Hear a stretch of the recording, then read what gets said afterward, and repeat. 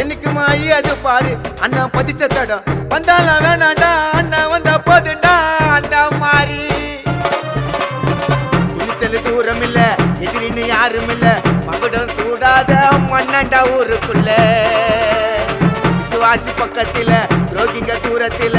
ஆரும் நன்னம் கூட இருந்தவன் தோத்ததில்ல பெரும் புகழோடு பிறந்து வந்த சிங்கண்டா அவர் புழுதியில முளைச்சு நின்ன தங்கண்டா பெரும் புகழோடு பிறந்து வந்த சிங்கண்டா அவர் புழுதியில முளைச்சு நின்ன தங்கண்டா